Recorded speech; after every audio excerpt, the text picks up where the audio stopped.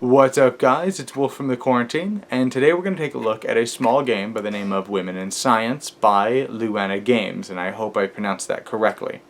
Now, Women in Science plays 2 to 4 players, plays in less than 20 minutes, and is rated for ages 7+, which I would say all of that's reasonably accurate.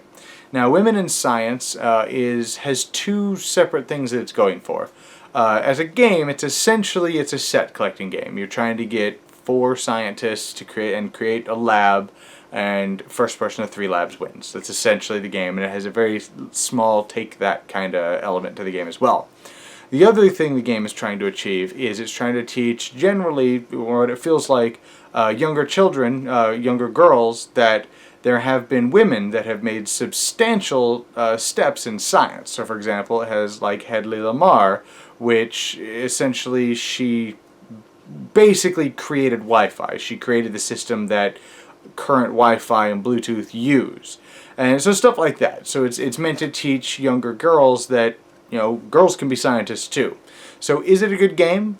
Let's go over to how the game plays and we'll find out. Alright, this is basically Women in Science set up, ready to play. So the first thing I'm going to mention is this is a review, it's not a tutorial, so if I miss any rules by accident, it should still give you a basic idea of how the game is played, so you can tell whether or not the game is for you. So what you're going to do when you start the game is you're going to shuffle this deck here, put it in the middle. Each player is going to draw 6 cards and place them face up in front of them.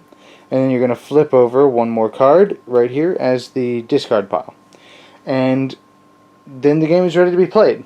So your ultimate goal is you are trying to get 4 scientists that have the same color. So some of them have dual colors. They would of course count as both. So this would form a lab. You would set it sideways off to the side just to show that you have the lab.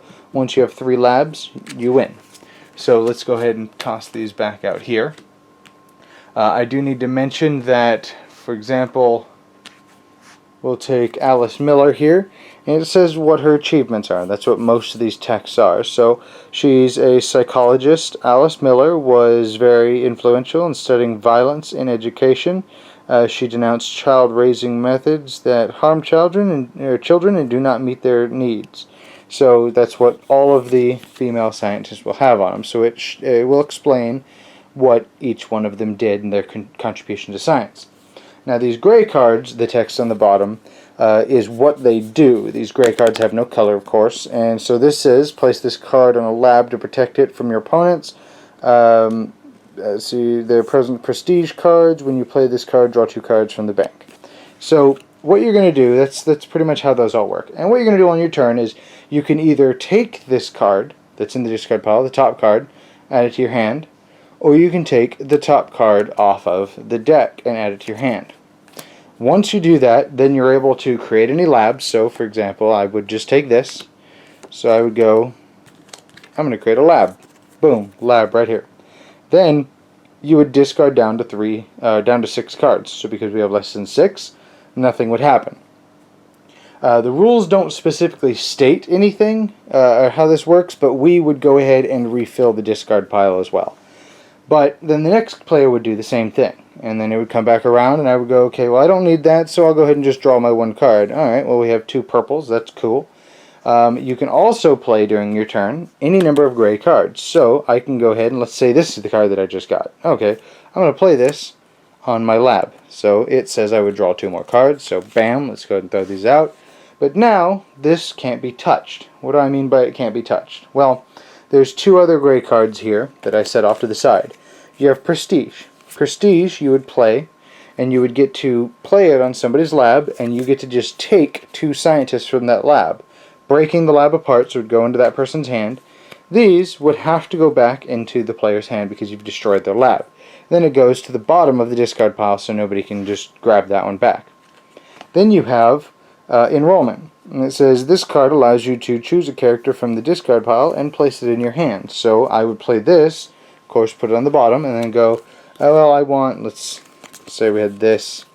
You know, I really need Rachel Carson, so I'll take her, boom, add it to my hand, and then now maybe I can make a lab with it or whatever.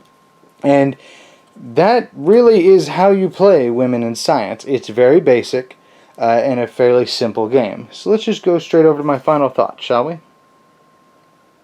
Alright, women in science. Well, I'm very conflicted about women in science. One of the things that Women in Science does, and it does really well, is my 9-year-old daughter loves this game. She really, really liked it. Because while she's playing, she can read the cards and read about these amazing women that have contributed great things to science. And it empowers her and lets her know that she's no different than a boy in any field, that she can contribute great things to society if she puts her mind to it, and that women can do great things too, because you always hear about men did this and this male scientist discovered this. So it's it may not seem like it, but it's refreshing to find out that women have done great things too. So for a little girl, that's a great thing to know, and I love that it does that. But as a reviewer, I have to review it on its gameplay. And unfortunately, it's not very good. So I have the expansion, Women in Space. And the base game, those prestige cards that I showed you, it comes with 2 in the entire base game. So there's no protection, no nothing. It just comes with those 2, and then it comes with the enlistment or whatever, the dude that looks kind of like Albert Einstein. And it has 2, so it has those, but it has 2 of the prestige cards that let you steal somebody else's cards from their lab. And just as the base game, the game is terrible. It's 100% luck. It's not very fun. But then if you get the Women in Space, it adds a little bit more of a gamey element, because the Women in Space, of course, adds more women. But then it also adds a bunch more, I want to say it adds like 8 more prestige cards, which is great. But then it also adds cards to protect your labs, which is cool. Those magnifying glasses you saw. So that's pretty cool, and it adds a little bit more of a gamey element to it. But it's still incredibly basic and incredibly lucky, like to the point where it's not much of a game. It's, alright, my turn starts. Do I want that one card there? Or do I want this card? Do I want to just randomly take a card off the top? I draw a card. Oh, that's nothing close to what I needed. Okay, I'm going to discard a card. Now I sit here. You can't plan anything. There is no planning in the game. There's no setting up any kind of strategy. There's no nothing. It's you draw a card. Is it the card you needed? Nope. Okay, discard a card. My turn's over. Okay, it's gonna come back around to me, and I draw a card, and nope, not what I needed. Let me discard another card, and so on and so forth. And so it's not very fun, and I hate that, because the message that it would send to little girls is great. It is a fantastic message. So I don't really know how to rate this one, even though I don't really do a rating system. It's just, do I recommend it or not? And so if you have a little girl that's can read, or even younger, and you read her the cards, then I guess go ahead and pick it up, because the message that would teach her is good. And a little kid, like my daughter, enjoys it. The game is fun enough for 9-year-old little girl to enjoy. So, but overall, it's not great. So I guess do with that what you will. If you have a small, young girl in the household, pick it up. If not, don't. It's not a very good game. And that's basically all I have to say about Women in Science. Like I said, it's not a good game, but great if you have a little girl in the house. So anyways, that is Women in Science.